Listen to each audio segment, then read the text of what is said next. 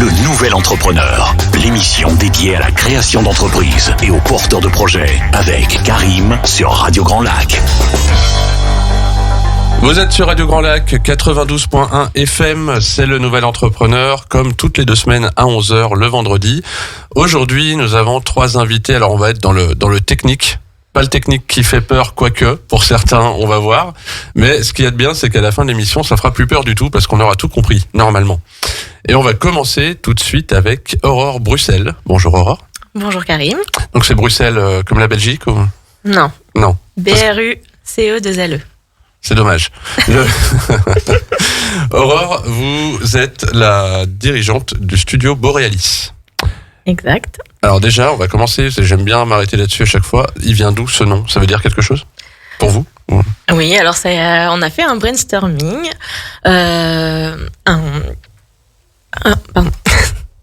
On a fait un brainstorming, c'est-à-dire on s'est posé avec mon conjoint pour vraiment rechercher un nom qui me convenait et qui pouvait évoquer quelque chose à ma cible. Donc c'est lui d'ailleurs qui a trouvé Borealis. Déjà avec Aurore, ça sonnait bien, Aurore Borealis, voilà, c'était aussi un moyen mémotechnique de pouvoir se souvenir de moi. Ensuite, c'était tout ce qui pouvait se rapporter à la lumière, à faire rayonner les choses. Voilà, c'était quelque chose de lumineux, quelque chose de beau, et en fait, c'est ce que j'ai envie d'apporter par le studio graphique, en fait. Alors, merci pour l'explication du nom. Très bonne explication, 20 sur 20. Et Studio Borealis, du coup, pour un entrepreneur, c'est quoi ? Alors, du coup, le studio graphique va regrouper du coup plusieurs compétences. Je propose de la stratégie et de l'identité de marque, ainsi que de la communication papier, de la communication digitale et des sites internet. Alors, on va faire le détail. Ouais. Déjà, c'est quoi de la communication papier ? Communication papier, ça va être tout ce qui va être possible d'être imprimé. Donc les cartes de visite, les flyers, les brochures, les roll-up. Voilà, c'est vraiment à la carte. On peut me demander ce qu'on veut. D'accord. La communication digitale, ça va porter sur quoi ? Alors digital, ce sera plus. Alors j'ai une expertise plutôt sur la création de visuels pour Instagram. Donc ça va être des packages. Des offres pour les réseaux sociaux tels que Instagram. Donc ça va être des offres soit création de grilles pour les réseaux sociaux. Quand on va sur le profil Instagram, qu'on ouvre la page, on a des grilles, et en fait pour que ce soit harmonieux et cohérent avec la charte graphique, on crée du coup des templates, et comme ça on a une communication cohérente. Et il y a aussi une autre offre qui est la conception du coup des visuels mensuels, voilà, pour leur site internet, pour le site Instagram. Voilà. Ok. Petit trébuchage. Voilà. Qu'est-ce que, du coup, pour un entrepreneur, on va partir par exemple sur un porteur de projet. L'intérêt de s'intéresser avant création, du coup, à toute son identité, à sa communication, ça va être quoi ? En fait, ce que j'apporte justement, c'est on travaille en amont sur la stratégie de marque avant de concevoir l'identité visuelle. Donc on va avoir un brief créatif avec énormément de questions qui vont parler des valeurs que vous voulez apporter, de la cible, de comment vous voulez communiquer, quel support vous voulez utiliser. Ça va faire partie vraiment de la stratégie globale. Et ensuite, on va décliner du coup l'identité visuelle. L'identité visuelle, pour rappel, du coup, c'est différent du logo. Le logo fait partie de l'identité visuelle. Donc, dans l'identité visuelle, vous avez les choix des typographies, le choix des palettes de couleurs, les valeurs, les choix des images, des pictogrammes, tout ça. Et vous avez le logo au cœur de l'identité visuelle. Mais voilà. Donc, du coup, il faut réfléchir en amont à la stratégie avant de construire le logo et l'identité visuelle. Alors pour parler par exemple, pour faire comprendre un petit peu l'importance de cette identité visuelle, on peut prendre l'exemple de McDonald's qui avant était en rouge et jaune. Donc on parle même pas de logo ou d'arche ou quoi, là on est vraiment sur un code couleur. Sur l'identité. Ouais. Et je crois qu'ils ont gardé le rouge et jaune aux États-Unis, oui. Mais pour l'Europe ils sont passés au jaune et vert parce que nous on était un petit peu plus tourné écologie. C'est ça, et puis ça donne aussi un côté un peu plus healthy, oui, mais c'est ça. bonne bouffe on va dire. Même si quand même aujourd'hui on voit quand même sur leur publicité le rouge et le jaune ressort beaucoup. Oui. Aujourd'hui on voit bien le paquet de frites rouge et jaune, ils l'ont quand même gardé. Mais c'est surtout sur la restauration, le bâtiment en lui-même en fait, il y a du vert. Et après pour le logo, là je veux dire il y a quand même tellement d'exemples, c'est facile, on prend toujours. D'ailleurs tout le monde prend à peu près toujours les mêmes, hein. C'est toujours la virgule de Nike, etc. La pomme d'Apple. C'est ça. Et la pomme d'Apple, ça va, on le prend. Et à part l'identité visuelle, est-ce que déjà, on cherche déjà sa présence sur les réseaux sociaux, etc. avant création? Alors ça va dépendre de l'entrepreneur et de son budget. C'est pour ça que je propose aussi du coup une offre pour les solopreneurs qui justement n'ont pas forcément le budget pour créer l'identité visuelle. En fait, je leur propose un accompagnement pour la stratégie. Donc on va travailler d'abord sur la stratégie. Après, aujourd'hui, on sait qu'il y a des applications ou des sites qui proposent de faire son logo soi-même. Donc en fait, j'aide surtout à la stratégie. Ils peuvent après le créer eux-mêmes. Et du coup, créer en cohérence sur leurs réseaux sociaux. Tant que du coup l'identité est créée en amont, la stratégie est créée, ce sera beaucoup plus simple pour communiquer. Après, si on n'a pas forcément de logo fait par un graphiste, voilà. Et vous êtes sur quelle zone géographique? Je suis sur Savoie, Haute-Savoie. Donc on a un projet de créa d'entreprise, Savoie Haute-Savoie. On peut déjà travailler son identité visuelle et préparer sa communication future avec vous. Et si on est déjà en place, oui, qu'est-ce qu'on fait? Eh ben alors, on peut faire soit c'est une refonte, si jamais il y a des besoins, si jamais on n'est pas aligné ou si jamais la cible a changé, ou voilà, il peut y avoir plein de raisons de refondre un logo ou une identité visuelle. Des fois aussi, c'est qu'à l'époque, il y a un logo, j'ai des clients, des logos d'il y a 10 ans, il est toujours d'actualité, mais à l'époque, on n'avait pas créé l'identité visuelle, par exemple. Donc créer aujourd'hui des déclinaisons, des palettes de couleurs, des choses comme ça pour pouvoir communiquer à plus grande échelle, c'est beaucoup plus simple. Mais sinon, on repart de zéro, on va reprendre un brief pour repartir sur de bonnes bases, on va dire. Bon, revoilà.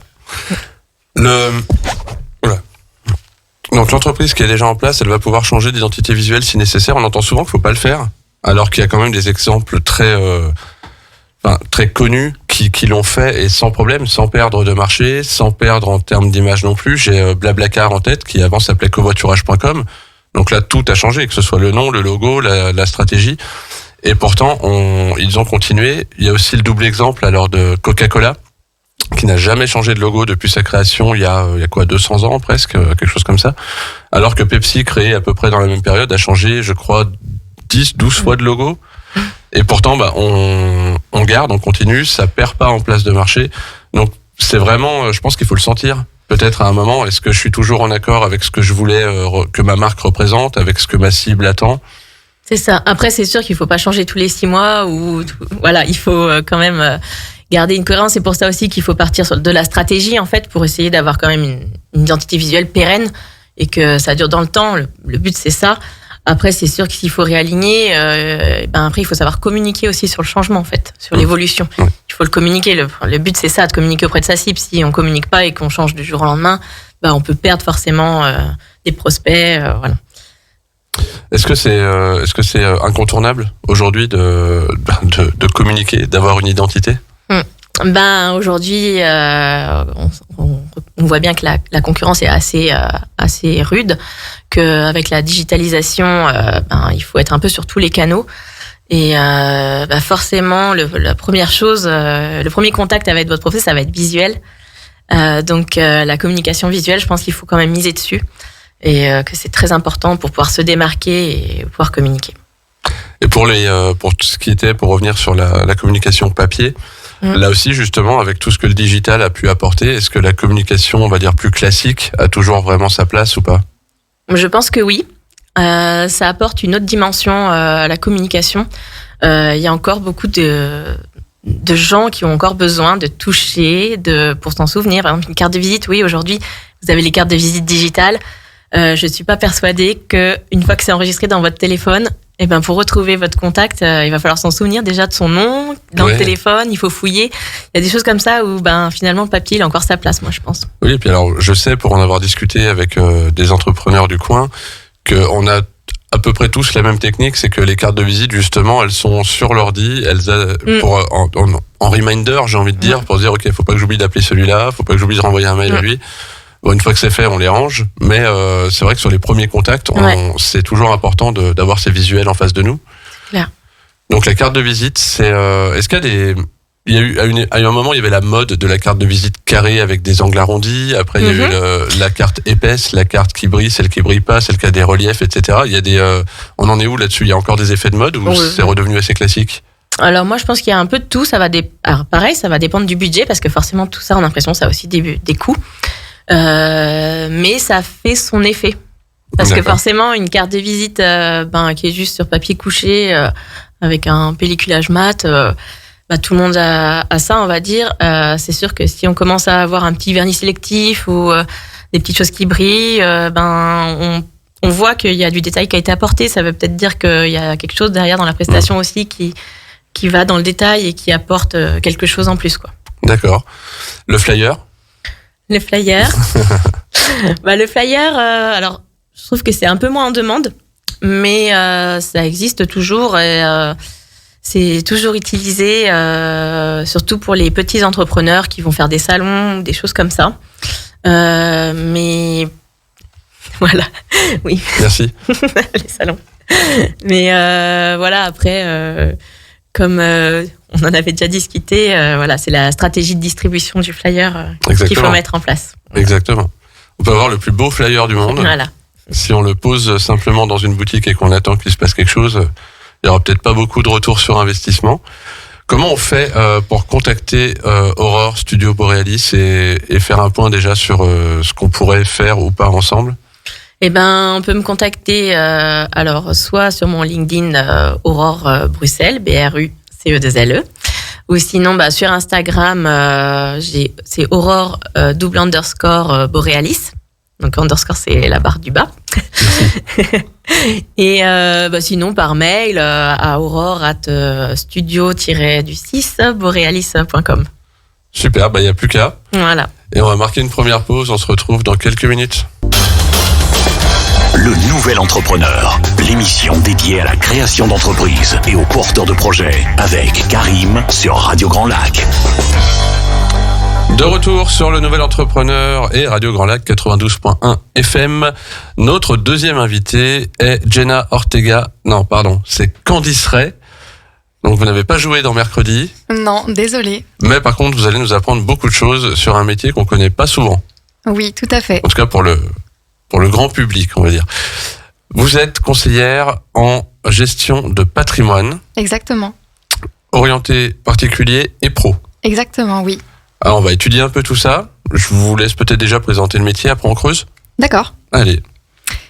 Donc le métier de conseillère en gestion de patrimoine, il consiste en accompagner les particuliers et les chefs d'entreprise dans la gestion de leur patrimoine financier, immobilier, professionnel ou personnel.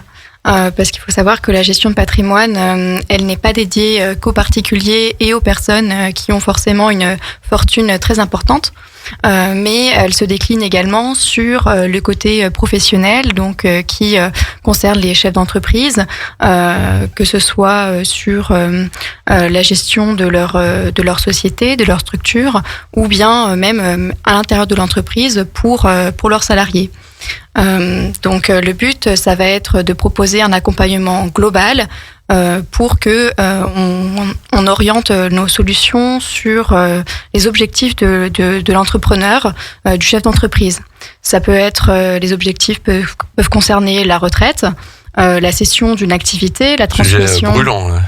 Tout à fait. Je me prononcerai pas sur non. de manière politique. Le but, ça va être d'anticiper en fait tous les besoins qu'un chef d'entreprise pourrait avoir au cours de sa carrière. Donc au départ, ça concerne la création ou la reprise d'une entreprise. d'une société. On va se poser certaines questions. Qu'est-ce qu'il faut que je mette en place pour me protéger, ma famille, s'il m'arrive quelque chose? Qu'est-ce qu'il arrive pour ma société ou éventuellement pour mes associés? Est-ce que j'aurai des droits de succession à payer?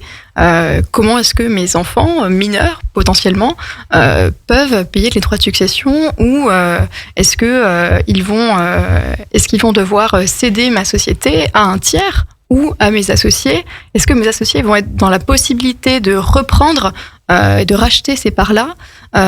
Est-ce qu'ils vont devoir faire une distribution exceptionnelle de dividendes et donc peut-être mettre en péril la société? Il faut savoir qu'il y a 15% des entreprises qui ne survivent pas au décès du dirigeant. Donc c'est quand même assez important. Il faut avoir mis des solutions en place en amont. Donc la clé de voûte, ça va être vraiment l'anticipation. D'accord. Ça fait.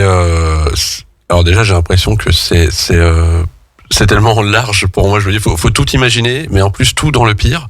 Oui, exactement. Ça va pas être simple tous les jours. Non, mais parler du pire ne fait pas. Enfin, ça va pas forcément se passer. Oui, donc, on n'est pas superstitieux à ce point-là non plus. Donc le but, ça va être effectivement de prévoir tous les pires scénarios possibles et pour que on puisse être serein quoi qu'il arrive par la suite, parce que on vit quand même dans un environnement qui aujourd'hui est incertain. Donc parfois, il y a certaines solutions à mettre en place qui peuvent être assez faciles. Que ce soit des solutions financières, de prévoyance, ou que ce soit des solutions tout autres, et que là, j'aurai pas la capacité d'intervenir, mais que je vais pouvoir conseiller, par exemple, mettre en place une donation chez un notaire. Ou bien mettre en place un pacte d'associés pour se protéger entre associés d'une entreprise, là plutôt vers un avocat. Donc du coup, alors il y a 2 points que j'aimerais bien qu'on aborde. Déjà, le patrimoine, comment on peut définir ça? Le patrimoine, c'est tout simplement la somme de ce que vous possédez. Que ce soit le patrimoine immobilier, donc ça peut être votre résidence principale, ça peut être de l'immobilier locatif, votre patrimoine professionnel, ça peut être des locaux, ça peut être des parts de société, et puis il y a également votre patrimoine financier, donc qui est la somme de votre épargne que vous possédez, quelle que soit la forme qu'elle prend. Ok. Et du coup, prenons le cas par exemple que vous l'avez cité d'un porteur de projet, quelqu'un qui veut créer ou reprendre une entreprise. Dans ce cas-là, en vous contactant, qu'est-ce qu'on va faire? Eh bien, dans un premier temps, je vais présenter la structure avec laquelle je travaille, et puis on va ensuite faire une découverte de l'environnement global du chef d'entreprise, que ce soit sa situation familiale, sa situation professionnelle, pour avoir vraiment toutes les données avant de pouvoir ensuite, par la suite, donner un conseil. D'accord. Donc ça vient, le conseil, je dirais, vient par la suite. Il faut d'abord vraiment faire un diagnostic, un audit global de la situation du dirigeant. Et ensuite, les solutions, donc elles peuvent être des solutions financières, mettre en place de l'épargne pour la retraite, par exemple. Ça peut être des solutions de prévoyance, c'est-à-dire se protéger s'il arrive une invalidité ou un décès, que ce soit pour nous, enfin pour les chefs d'entreprise ou pour un de ses salariés ou pour un de ses associés. Voilà, c'est Donc il y a des solutions d'assurance vie. Par exemple, ça peut être l'assurance vie, mais pas que. Et puis ensuite, on peut aussi aider à maîtriser la fiscalité. C'est toujours important. Si on a prévu de faire une donation, une transmission de ses parts, une cession de ses parts dans son entreprise, il faut anticiper bien des années à l'avance pour être sûr que la fiscalité est maîtrisée en fait une fois que la cession, que l'opération est réalisée. D'accord. Donc voilà. Alors je vais poser les questions que me posent les étudiants que je reçois en rendez-vous en découverte métier. Est-ce qu'il y a une journée type dans ce métier-là? Non, pas du tout. Pas du tout. Faut savoir que je ne suis pas salariée aujourd'hui, donc j'ai aussi le statut de chef d'entreprise. Donc c'est ce qui me permet de me mettre dans la position aussi des personnes que je rencontre. On n'a pas de journée type parce que on peut rencontrer des clients, être en rendez-vous, on peut être en représentation pour présenter notre activité, on peut être en réunion d'équipe, présenter aussi lors d'événements des petites conférences sur un thème en particulier pour partager notre savoir-faire. Ça peut être énormément d'activités au cours de la journée. Je dirais pas qu'il y a de journée vraiment type, et c'est ce qui fait aussi l'attractivité du métier, c'est que on ne s'ennuie pas. C'est un métier que j'exerce avec passion, donc j'ai la chance de pas forcément me rendre compte que je travaille tous les jours. Ça, c'est génial. Oui. Et c'est quand même mieux en plus quand on est son propre patron, parce que si on fait un job, on est le patron et on s'ennuie, c'est compliqué. Exactement. Donc dans votre cas, comment on fait? C'est quoi le cursus pour arriver à l'exercice de ce métier? Ça doit être très cadré, j'imagine. Oui, c'est juridiquement très encadré. Donc pour arriver à ce métier-là, j'ai entre autres passé un master en gestion de patrimoine. C'est tout? Je plaisante. Il y a eu d'autres diplômes avant, je ne vais pas forcément rentrer dans le détail, mais on peut arriver à ce master-là par des études de finance ou des études de droit, ou même par des études de management. On peut terminer en fait par un master spécialisé en gestion de patrimoine. Mais la plupart de mes collègues n'ont pas forcément eu ce master-là. Il y a également des certifications, donc ce qu'on appelle le CGPC. La certification en gestion de patrimoine. D'accord. Et puis, il y a d'autres diplômes, ça peut être des BTS, etc. Mais après, par contre, il est nécessaire de beaucoup plus se former ensuite lorsqu'on est dans ce métier-là, lorsqu'on exerce.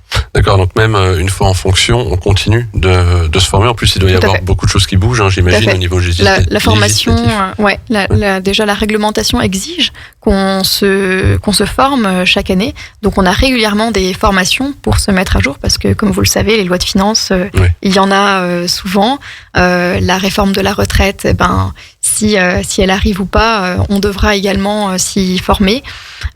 Donc ça nécessite effectivement de s'adapter. Et puis le contexte économique change également tout le temps. Donc il faut savoir aussi conseiller ses clients pour qu'on pallie l'inflation sur l'épargne, trouver des solutions qui permettent de garder son pouvoir d'achat sur le long terme. Oui. Comment vous définiriez ça? Enfin, c'est quelqu'un qui nous écoute et qui envisage ce métier, que ce soit en salariat ou pas. Qu'est-ce que vous auriez à lui dire pour l'encourager, en fait? De bien travailler à l'école. Non, ça paraît très simple, mais il n'y a pas vraiment de secret. Le secret, c'est simplement de travailler, de mettre du cœur dans ce qu'on fait. Si c'est sûr que si c'est un métier par défaut, je pense pas que ça puisse marcher. Oui. Il faut que ce soit vraiment un métier dans lequel qu'on aime faire parce qu'on est en relation avec les gens. C'est un métier qui est très humain. Donc il faut savoir se mettre à la place des gens. Il faut savoir les écouter dans leur environnement familial, sans jugement, pour pouvoir les conseiller au mieux. Donc il faut avoir des valeurs humaines et puis être passionné de ce qu'on fait. Parce qu'en plus alors déjà l'humain, ça clairement c'est un point qui est génial parce que moi je pense qu'on est un peu tous pareils autour de la table. On aime bien aussi nos métiers parce qu'on rencontre beaucoup de monde, des profils, des personnalités, etc. Et en plus dans votre métier, vous avez, j'ai l'impression, en tout cas comme vous l'expliquez, que les marges de manœuvre sont quand même extrêmement larges. Il y a beaucoup de choses qui peuvent intervenir pour telle ou telle personne, etc. Donc il y a vraiment un travail de recherche au cas par cas. Complètement. Et je pense que ça peut être passionnant de travailler sur ce genre de métier. Chaque personne a sa propre situation qui est vraiment personnelle et donc il faut lui proposer des solutions qui seront vraiment adaptées et le conseil vraiment est toujours différent selon si on rencontre un chef d'entreprise, si on rencontre des grands-parents qui, eux, pour qui la problématique sera plus la transmission de leur patrimoine à leurs enfants, à leurs petits-enfants, ou bien si c'est une personne qui est en début d'activité, qui a envie de mettre un peu de côté pour ses futurs projets, que ce soit les études de ses enfants, que ce soit sa propre retraite, ou un autre projet personnel, un grand voyage. Le grand voyage. Tout est imaginable.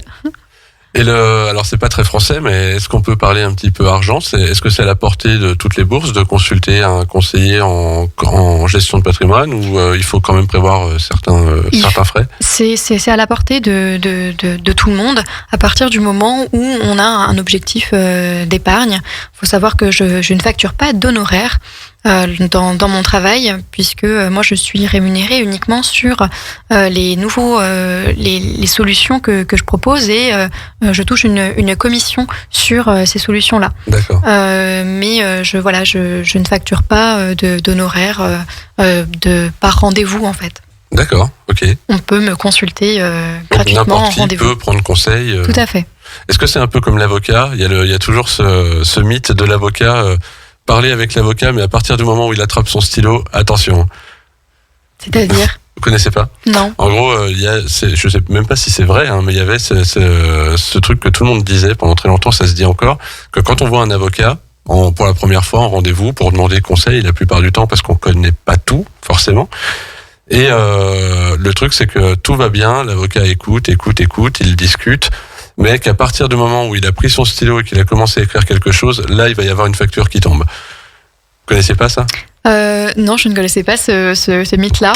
Mais réfléchissez, mettez ça en plus dans votre fonctionnement, ça va. Vous allez voir le CA là, pouf. D'accord. Le CA, c'est le chiffre d'affaires. On n'a pas vocation à mettre en place des honoraires. Bon. On va rester là-dessus. Comment on fait pour vous contacter du coup? Est-ce qu'on peut vous contacter? Oui, tout à fait. Vous pouvez me contacter. Vous pouvez me retrouver sur LinkedIn, donc à mon profil Candice Ray. Oui, ne cherchez pas Jenna Ortega, s'il vous plaît.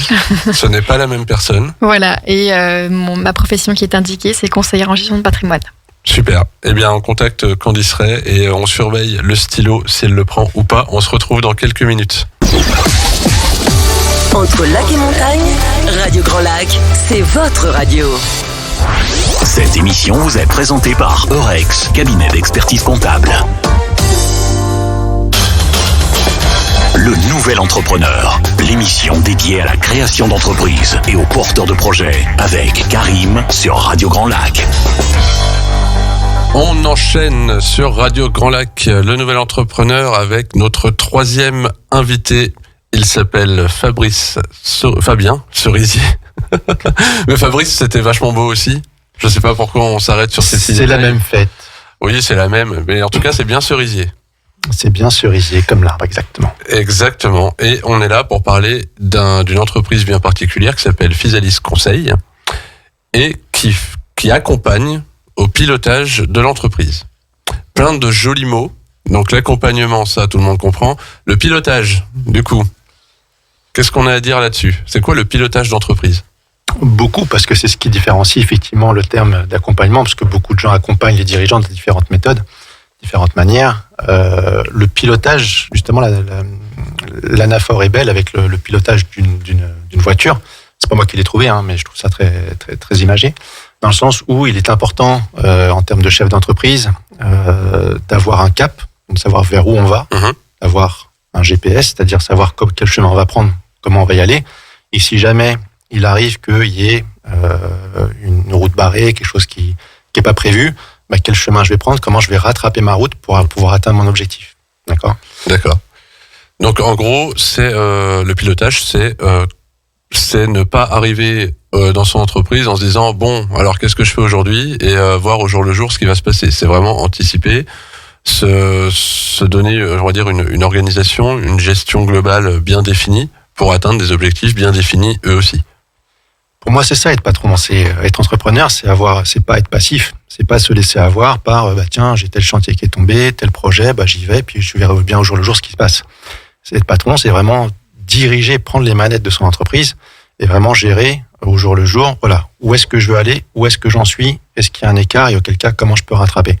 Donc vraiment pouvoir à chaque instant prendre des décisions en fait. Et là, c'est ce que j'apporte, c'est pouvoir accompagner les chefs d'entreprise dans tout ce qui est la prise de décision. Donc, on disait précédemment, ça peut être, est-ce que je suis en capacité d'investir, d'embaucher, je veux faire tel développement de produits que je fais pas encore, est-ce que c'est le bon moment, est-ce que j'ai la bonne cible de clientèle? Enfin, c'est autour de ces projets-là que ça s'articule. Le pilotage d'entreprise, le copilotage d'entreprise, dans quel cas, moi, je suis en tant que conseiller un copilote, dans ce cas-là, ça reste le patron qui prend la décision. Moi, je suis juste là pour l'accompagner, pour qu'il puisse avoir tous les éléments en main et pour pouvoir prendre les bonnes décisions. Aujourd'hui, je rencontre encore des patrons qui, lorsque je leur demande, est-ce que vous avez fait une bonne année 2022? Ils me disent oui, je crois, je verrai avec le comptable bientôt. Moi, ça me choque. Je comprends pas qu'aujourd'hui, avec tous les outils qu'on a, tous ces éléments-là, qu'on puisse dire, voilà, je crois que j'ai fait une bonne année, mais je prie, puis je pose un cierge, et puis on verra bien ce qui se passe chez le comptable. Je suis désolé. Moi, je trouve ça assez compliqué. Après, il y a un deuxième niveau qui est, au moins, je pilote mon chiffre d'affaires. Très bien. C'est un indicateur, et il faut le suivre, oui. Maintenant, c'est pas un indicateur de bonne santé d'entreprise. Ok. Voilà. Alors, je pense que souvent, on associe le fait de contacter quelqu'un qui aide au pilotage de l'entreprise avec une solution où on a des problèmes, en se disant c'est Mary Poppins, il va venir m'aider, tout va aller mieux. Mais on va aborder cet aspect-là après, mais on va commencer par ce qu'il y a de mieux à faire, c'est-à-dire de pas attendre les problèmes pour prendre conseil. Tout à fait, merci Karim de le signaler, c'est vraiment important de penser à ça, c'est un peu comme la médecine chinoise, on n'y va pas quand on est malade, on y va tout le temps de temps en temps, vérifier que tout va bien. Et l'entreprise c'est pareil, moi si vraiment j'avais un seul conseil à donner aujourd'hui, c'est ça, c'est faites en sorte d'avoir une analyse, un diagnostic, appelez-le comme vous voulez, mais un point de situation sur où vous en êtes aujourd'hui en termes de pilotage, de gestion de votre entreprise. Moi c'est quelque chose que je fais aujourd'hui, je le fais de façon gratuite, j'aime pas le terme, mais j'offre cette prestation, si vous voulez, c'est ma façon de me faire connaître et de voir si j'ai une valeur ajoutée derrière. Donc j'invite vraiment tout le monde à pouvoir faire cette analyse, parce que se remettre en cause, c'est important aussi en tant que chef d'entreprise. Si on pense qu'on fait tout bien, qu'on est le meilleur, etc., forcément on va se planter parce qu'on n'aura pas vu nos erreurs. Donc c'est vraiment quand on pense que tout va bien que tiens, je vais vérifier si effectivement tout va bien, parce qu'en plus j'ai d'autres projets derrière, et pour que ces projets se réalisent, je veux être sûr que tout soit solide avant de pouvoir développer. Le parallèle avec la médecine, c'est celui que j'emploie en général. C'est que, par exemple, aux États-Unis, pas forcément en médecine chinoise, là on est plus sur du chiropracteur, des choses comme ça, et c'est la même chose, c'est que on consulte parce qu'on va bien et qu'on veut continuer à aller bien, et pas parce que d'un coup on a un problème et on a besoin d'une réparation. Donc c'est la même chose dans votre métier et pour l'entreprise, mais malheureusement il y a aussi l'aspect où on est bien dans les problèmes et d'un coup on va chercher de l'aide. Et là, comment ça peut se passer?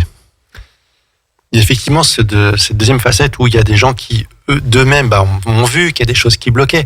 Ou bien un premier niveau du genre, je sais pas, je suis arrivé à un certain niveau, je sais pas, j'ai fait 1 million, 2 millions de chiffre d'affaires, puis j'arrive pas à franchir un cap, à aller plus loin, il y a un truc qui bloque, je comprends pas, et là, du coup, essayer de débloquer quelque chose. Mais ça peut être aussi un peu plus important, dans le sens où il peut y avoir des patrons d'entreprise qui travaillent énormément dans leur entreprise. Je mesure toujours, en fait, les efforts et les résultats. Donc, quelqu'un qui travaille beaucoup doit avoir des résultats. Et souvent, on s'en rend compte. Je comprends pas. Je travaille 60, 65 heures par semaine. Et derrière, j'ai pas des résultats mirobolants. Qu'est-ce qui se passe? Et c'est là où, effectivement, on peut faire appel également à moi pour faire ce type d'analyse et voir quels sont les points bloquants pour pouvoir avancer. Donc, derrière, il y a vraiment des cas concrets. Ça peut être des gens qui, ou bien, veulent développer un peu plus, entre guillemets, de richesse de l'entreprise, c'est-à-dire une capacité d'investissement, ou bien richesse personnelle parce qu'ils ont des projets personnels aussi. Ou bien à l'inverse, j'ai aussi des gens de plus en plus aujourd'hui qui se disent mais moi aujourd'hui l'entreprise ça a l'air de tourner, j'ai ma rémunération qui me va bien, par contre je voudrais bosser moins. Est-ce que c'est possible? Donc c'est vraiment un deuxième axe qui se développe beaucoup et qu'on me demande aussi également. Dans tous les cas, c'est une notion de rentabilité quoi qu'il arrive. On prend le problème juste de l'autre côté. Et enfin, il y a aussi un troisième axe qui est les gens qui ont créé leur entité, leur société, avec une idée. Donc au début, on est animé, on a la flamme. C'est vraiment très, très, très, très motivant. On a ce projet-là, et puis on prend le premier client, le deuxième, le troisième, puis par le bouche à oreille, on continue, et on s'est fait peut-être embarquer vers un marché qui nous nourrit aujourd'hui, mais qui n'est pas forcément celui qu'on avait en tête, pas forcément celui qui nous anime à l'intérieur. Et c'est là où aussi, des fois, je peux avoir des gens qui me rencontrent pour ces problématiques-là.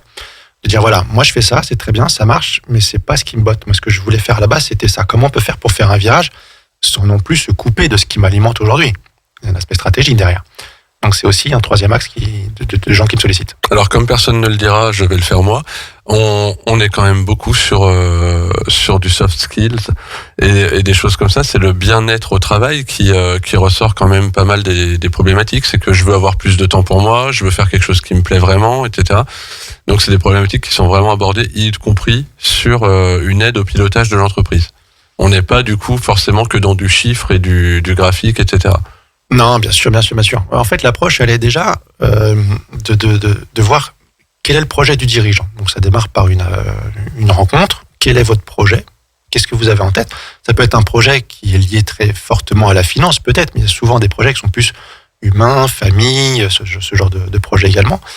Derrière, moi, j'écoute, je prends note et j'évalue par rapport à la société et le potentiel maximum de la société. On viendra peut-être sur ce terme-là.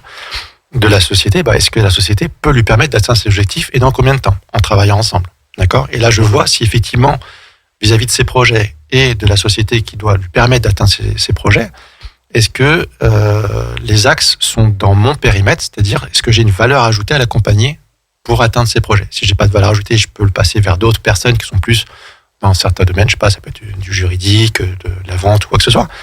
Mais si c'est dans mon périmètre, là, je lui propose de comment on va travailler, je lui explique comment on va travailler ensemble pour atteindre ses projets. On va ajouter une plante verte, non ? Une fontaine à eau. On peut le faire, mais je suis pas sûr que ça ait beaucoup de résultats. Mais on peut le faire. On peut essayer. Et donc, le terme que vous avez utilisé, c'était... le potentiel maximum de l'entreprise. J'allais dire capacité, c'était pas ça, non. Potentiel maximum, c'est quoi ? Alors, c'est bien de le définir parce que quand on pose ce terme, des gens pensent que du coup, on va, entre guillemets, fouetter nos salariés pour qu'ils travaillent plus vite, plus fort, etc. Mais pas du tout. Le terme est vraiment de se dire, voilà, avec le contexte actuel, tel que ma société est structurée, avec les mêmes salariés, les mêmes horaires, les mêmes tarifs, les mêmes cadences, est-ce que déjà, j'en tire le meilleur parti ? Est-ce que déjà, j'ai pas des trous dans la raquette ? Et c'est là où mon analyse est importante aussi parce qu'il y a beaucoup de trous dans la raquette qu'on ne peut pas voir. Même en ayant un bon bilan comptable, bien fait, etc. Il y a des choses, des fois, c'est vraiment opérationnel. Donc, c'est là où c'est important de se dire, voilà, est-ce que je pourrais avoir une analyse de la part d'un conseiller comme moi pour être sûr qu'il n'y ait pas de trou dans la raquette, être sûr que je suis au potentiel maximum de ce qui est déjà en l'état actuel. Et après, si on veut développer vers d'autres structures, ok, pourquoi pas. Mais déjà, en l'état actuel, est-ce que c'est important ? Je fais un parallèle avec les difficultés de recrutement aujourd'hui. Beaucoup d'entreprises, de métiers, notamment artisanat, hôtellerie, restauration, beaucoup de difficultés de recrutement. Il y a un des points, c'est déjà, est-ce qu'on en tire le meilleur parti des salariés et des horaires que l'on a, nous, dans notre entreprise ? Est-ce que déjà, il n'y a pas ces trous dans la raquette que je mentionnais précédemment ? Il y a peut-être déjà un manque à gagner ici. Et après, derrière, effectivement, j'accompagne aussi sur tout l'aspect, comment fidéliser ses employés, comment augmenter son taux de transformation lorsqu'on a en face de nous un candidat qui nous paraît bien, comment s'assurer qu'il vienne chez nous plutôt que chez quelqu'un d'autre. C'est des points que j'aborde aussi, mais en se comptant. Ok. Est-ce qu'il y aura un cas concret qui pourrait un peu imager une mission, par exemple ? Oui, bien sûr. Il y a plusieurs cas. Je peux peut-être en prendre deux différents pour deux typologies de projets différents. Un premier cas, une société, on va dire, dans l'artisanat, plutôt connue, reconnue, qui fonctionne très bien, qui a dépassé 2 millions de chiffres d'affaires, etc. Pour qui la société était optimum, très fière d'eux, toutes les éloges de tous leurs conseils habituels sur leurs prestations. Là où effectivement, par contre, je dois saluer la présence des actionnaires qui ont eu vraiment ce recul de se dire, a priori on fait tout bien, mais est-ce que vous pourriez vérifier ? Nous dire, faites-nous votre analyse. Donc j'ai fait une analyse et en fait il manquait beaucoup, plusieurs centaines de milliers d'euros. D'accord. En manque à gagner, qui n'était pas détectable juste sur le bilan, c'est juste un produit opérationnel encore une fois. Donc voilà. Et derrière, on travaille parce qu'il y a beaucoup de projets, c'est des entrepreneurs qui vont vraiment sur beaucoup de développement, qui ont beaucoup d'idées, etc. C'est extrêmement intéressant de travailler avec ces gens-là et de pouvoir vraiment pouvoir avancer dans leurs investissements, leur recrutement, en récupérant tous ces points-là. Et un deuxième cas de quelqu'un qui est plus sur du commerce cette fois-ci, où c'est difficile d'avoir les bonnes marges. Est-ce qu'elles sont bien calées ? Est-ce que je fais les bonnes actions commerciales ? Est-ce que je suis pertinent sur mon modèle économique ? De quelqu'un qui faisait beaucoup d'horaires parce que quand on est commerçant, on est souvent présent à toutes les horaires plage ouverture du commerce, ce qui est très contraignant. avec les contraintes de week-end, etc. Donc du coup, énormément d'horaires hebdomadaires, peu de congés, enfin tout ce qu'on peut imaginer, et une situation financière plutôt, on va dire, moyenne. Et là, justement, où j'ai pu accompagner pour pouvoir dégager tout ça. Et le projet était entre autres sur l'aspect humain, de pouvoir arrêter de travailler ces 60-65 heures par semaine, de revenir à un truc correct, donc qui est revenu à 37h50 par semaine, et avec des congés corrects, et pouvoir dégager des marges plus honorables. Donc c'est vraiment intéressant de travailler avec des profils vraiment variés, vraiment différents. Ouais. Des clientèles vraiment différentes. Ok, comment on fait pour un premier rendez-vous ? Pour un premier rendez-vous, on peut me contacter, c'est facile, on tape Fabien Cerisier Aix-les-Bains dans Google, vous allez me trouver. Derrière, moi, les premiers rendez-vous, moi j'adore rencontrer les patrons. Donc, de toute façon, que ça débouche sur un partenariat ou pas, j'ai pas de souci. Moi, dès que je rencontre des gens, je suis content. Et ça fait partie, je dirais, un peu de ma mission, entre guillemets, de faire cette analyse, de rencontrer les entrepreneurs et de pouvoir faire cette analyse. Si l'analyse est, très bien, vous gérez super bien votre boîte, en tout cas, à mon point de vue, et bravo, c'est toujours bien de le savoir, que ce soit dit par un conseiller, expert dans son domaine, extérieur à la société.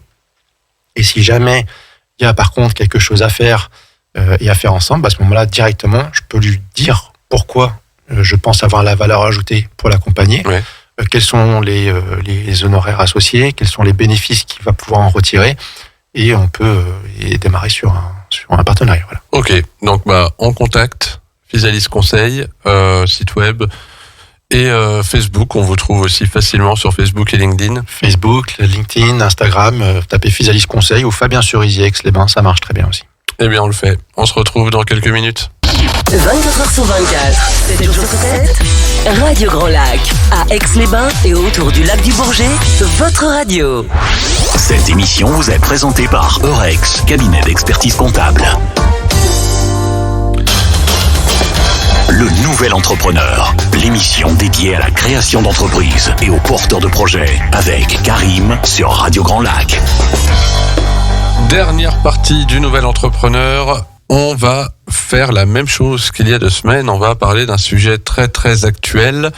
Et comme on disait tout à l'heure qu'il y avait des entrepreneurs qui cherchaient à avoir plus de temps, est-ce que vous êtes confronté ou est-ce que vous réfléchissez à la semaine de 4 jours ?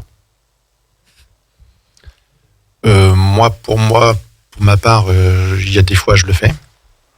Il y a effectivement, moi j'ai la chance de pouvoir caler mes rendez-vous un peu comme bon le semble au gré aussi des agendas de mes clients bien sûr, mais de pouvoir me dégager du temps, certains mercredis pour passer avec mes enfants par exemple, ce genre de choses. Et aussi, c'est des choses auxquelles je peux réfléchir avec mes clients bien sûr. Donc parce que ça fait partie des points pour le bien-être des gens, fidéliser, faire venir aussi des nouveaux salariés. Ok. Chère Aurore Bruxelles. Moi, je suis déjà à la semaine de 4 jours. Parce que, pareil, je garde ma fille le mercredi. Donc, c'est déjà axé dans mon emploi du temps, en fait. D'accord, donc là, c'est déjà fait. Ouais. Ça se passe bien ? Oui. Est-ce que les journées sont pas trop longues ? Celles où on travaille ? Non, c'est trop court, du coup. Okay. Oui, 4 jours, du coup, c'est un peu court c'est vrai qu'on est un peu frustré des fois. D'accord. Mais quand il y a beaucoup de projets. Mais sinon, c'est pour le bien aussi de pouvoir un peu... c'est pour ça aussi qu'on peut choisir d'être chef d'entreprise, quoi. C'est qu'on peut gérer son temps comme on veut et profiter de sa famille, quoi. Candice Ray, a.k.a. Jenna Ortega.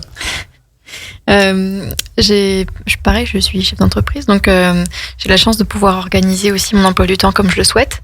Donc la semaine de 4 jours, ça peut m'arriver de temps en temps si j'ai besoin de prendre du temps pour moi ou si j'ai un projet personnel à faire. Mais sinon, la plupart du temps, non, ça reste une semaine de 5 jours. Parfois, ça peut être 6 aussi parce qu'il y a des clients qu'on peut pas aller voir en semaine parce qu'ils travaillent. Donc, il faut aussi savoir se rendre disponible le week-end ou les jours fériés. D'accord. Et donc, en soi, la semaine de 4 jours, ça consiste à travailler 4 jours au lieu de 5, toujours en faisant ces 35 heures. Donc, ça nous fait des belles journées de 8h30, 18h ou quelque chose comme ça, si je ne dis pas de bêtises, avec une pause de 45 minutes. Donc, c'est déjà adopté par pas mal d'entreprises du coin. D'autres sont en train de le tester.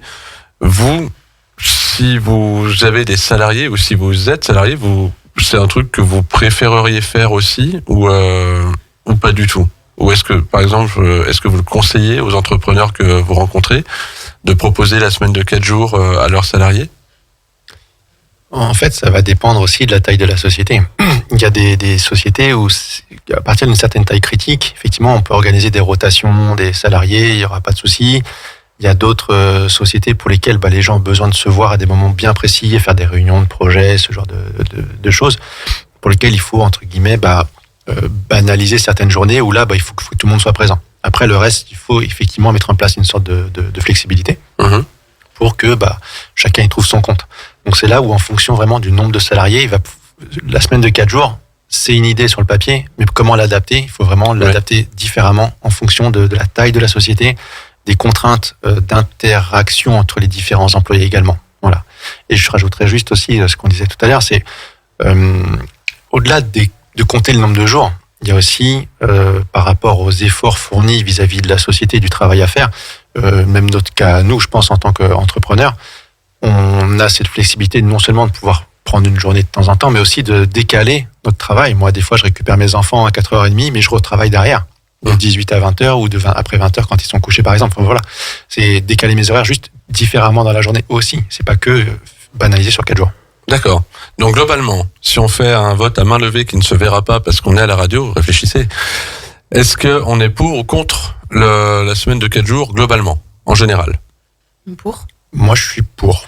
Plutôt pour, mais uniquement si c'est adapté, parce que je pense que c'est pas adapté à tous. Plutôt pour, mais que pour moi. Non, du tout. Donc on a 3 pour, la semaine dernière aussi c'était ça, tout le monde l'aime cette semaine de 4 jours a priori. On en reparlera sur les prochaines émissions aussi avec les prochains invités. En attendant, merci à vous d'avoir participé à l'émission, donc Candice Ray, Aurore Bruxelles et pas Fabrice, mais Fabien Cerisier.